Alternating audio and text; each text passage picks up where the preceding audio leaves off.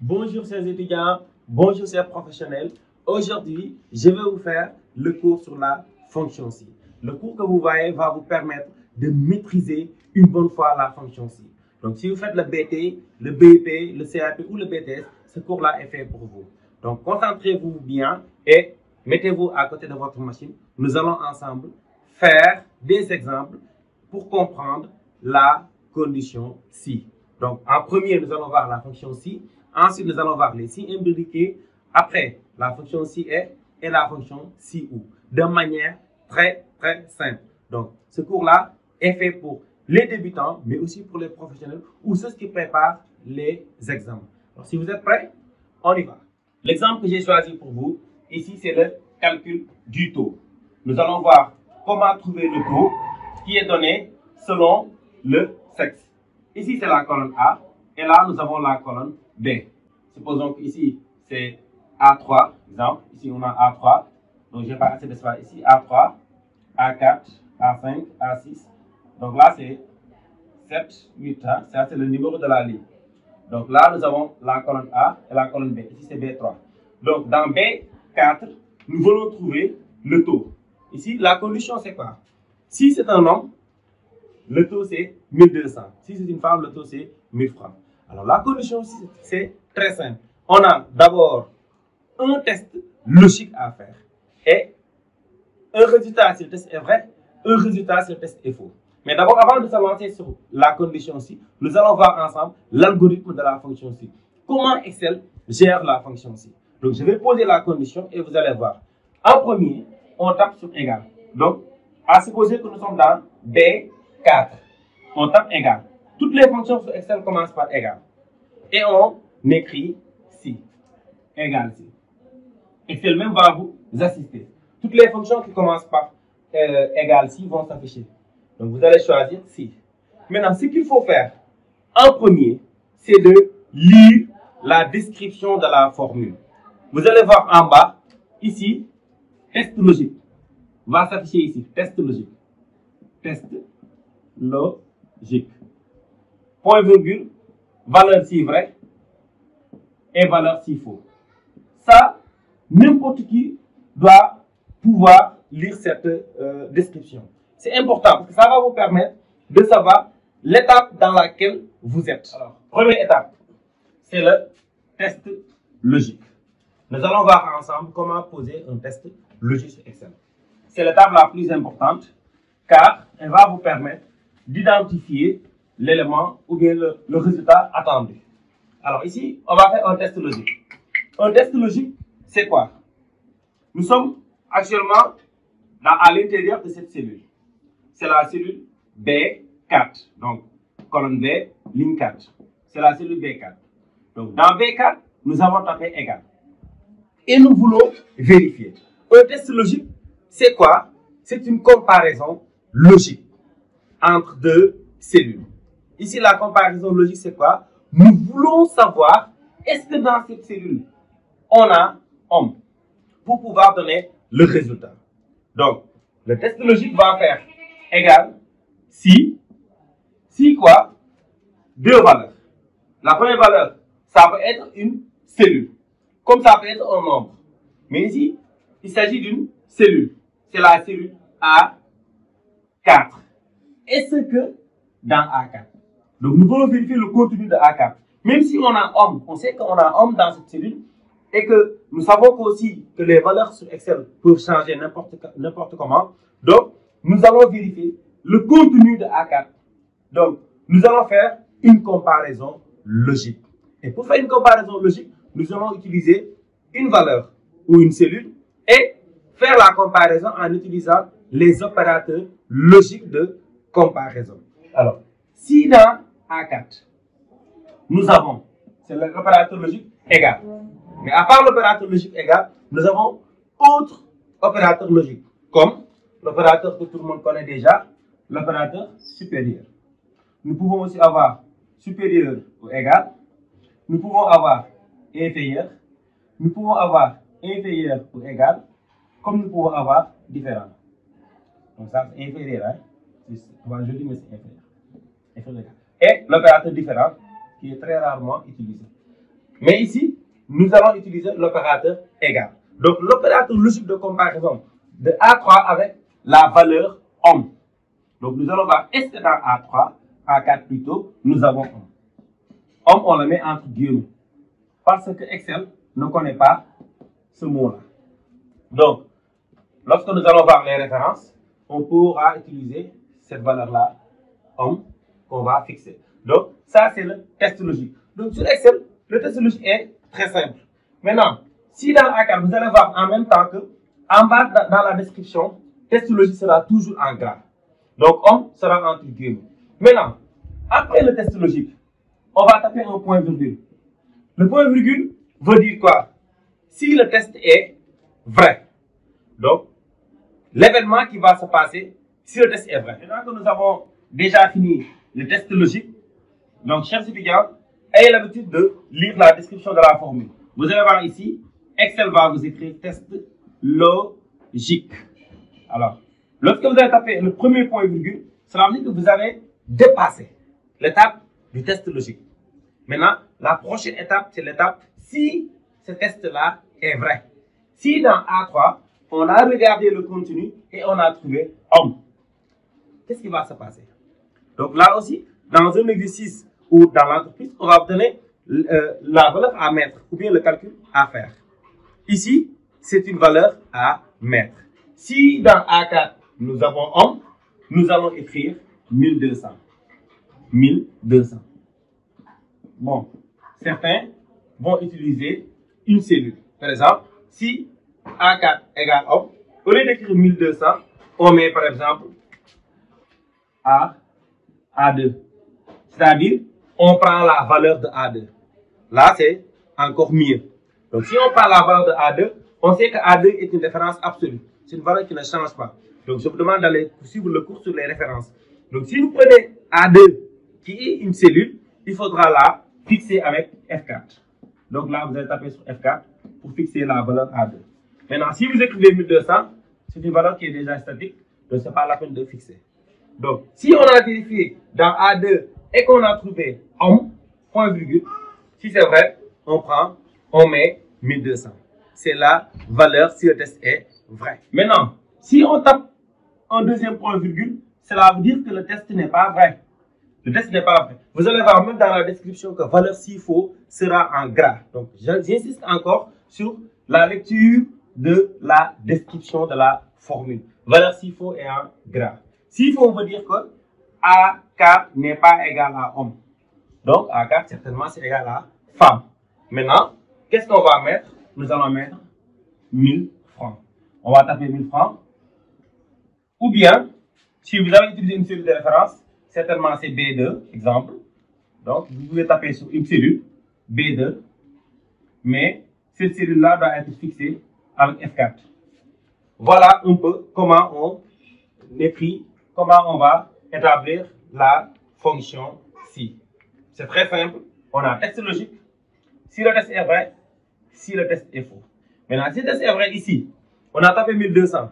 Mais on pouvait écrire, par exemple, si homme, on met la cellule ou bien l'employé est un homme. Dans ce cas, on va mettre entre guillemets l'employé est un homme.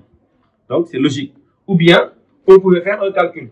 C'est-à-dire, on pouvait dire, on va donner 1200 ou bien 5% du salaire à tous les hommes.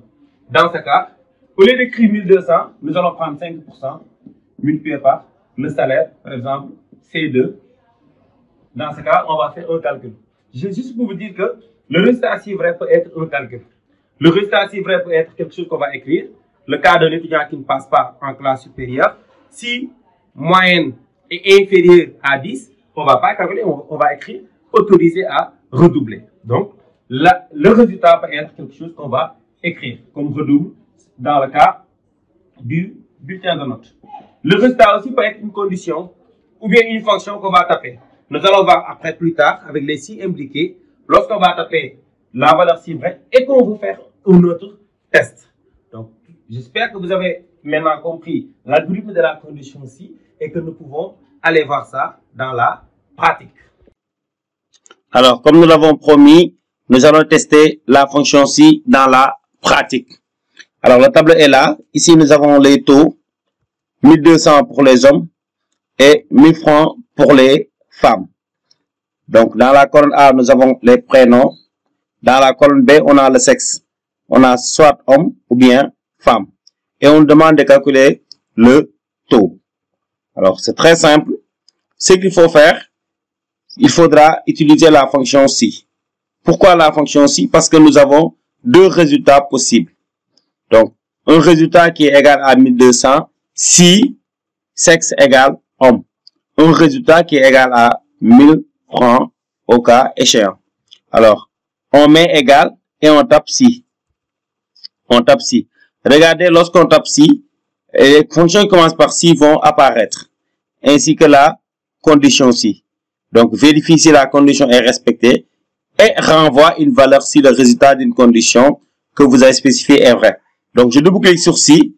Le plus important, c'est ça. Regardez bien la description de la formule. J'ai test logique, valeur si vrai et valeur si faux. Et test logique est en gras. Donc là, je dois faire un test logique. Je teste le résultat, c'est-à-dire la colonne B6, c'est-à-dire le sexe de la première personne de la ligne courante, si c'est un homme. Après, je dois incrémenter. Donc, je vais cliquer sur la B6. Si dans B6, j'ai homme. Comme tout à l'heure, on l'avait dit, on va tester en utilisant l'opérateur logique égal.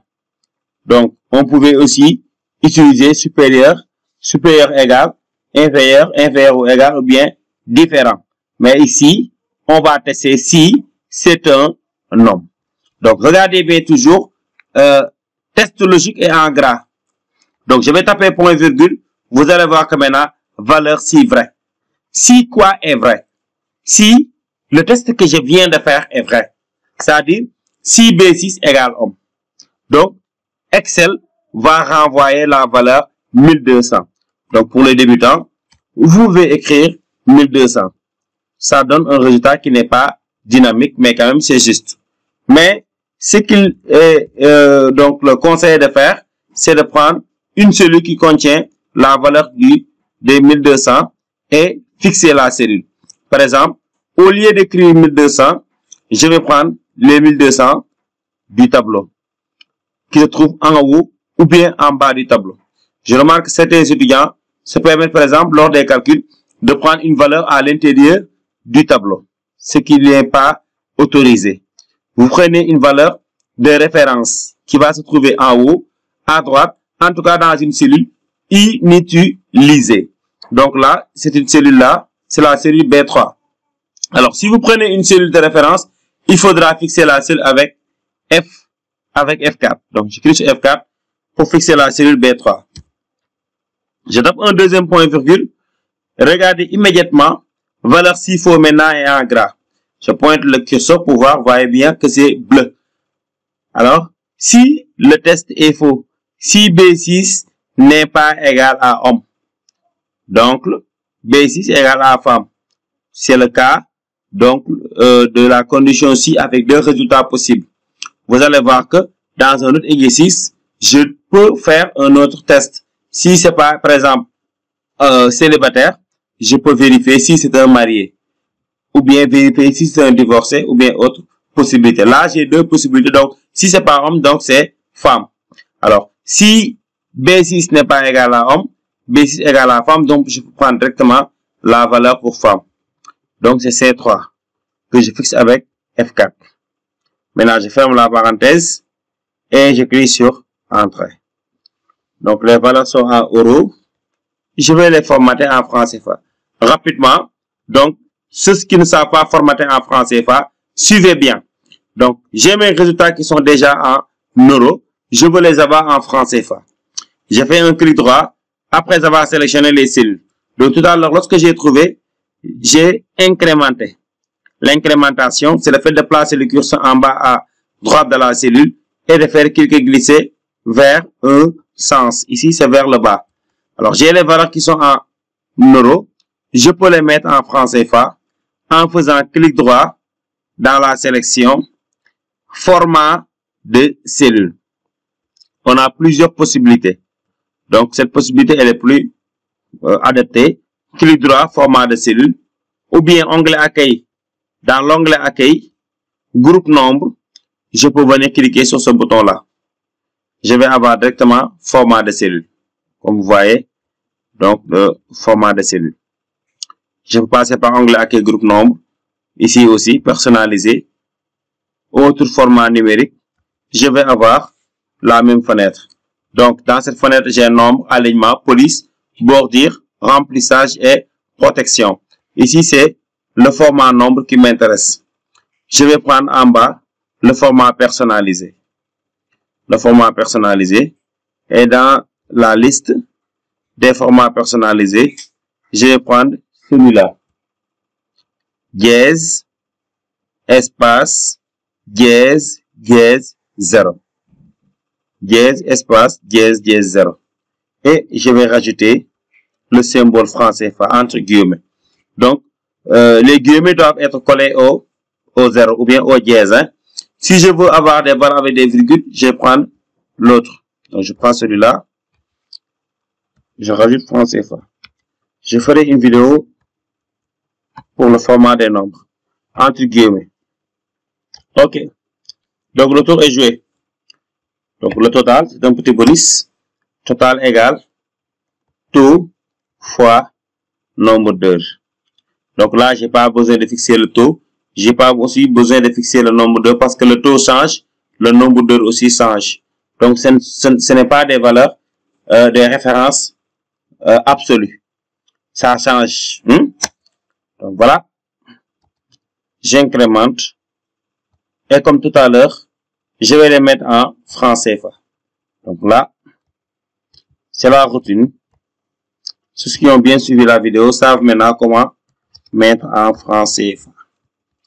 Alors, je pense que nous arrivons à la fin de la vidéo et que tous ceux qui ont suivi ont bien compris. Si vous avez des questions à poser, mettez-les dans les commentaires. N'oubliez pas de liker la vidéo, d'aimer la vidéo, n'est-ce pas, si ça vous a plu, de partager avec vos amis et de vous abonner si vous êtes nouveau. Merci beaucoup. À la prochaine. Merci d'avoir suivi la vidéo. J'espère que maintenant, vous maîtrisez la fonction aussi et que vous allez faire plein d'exercices. Je vous rappelle, rien n'est plus pratique que la pratique.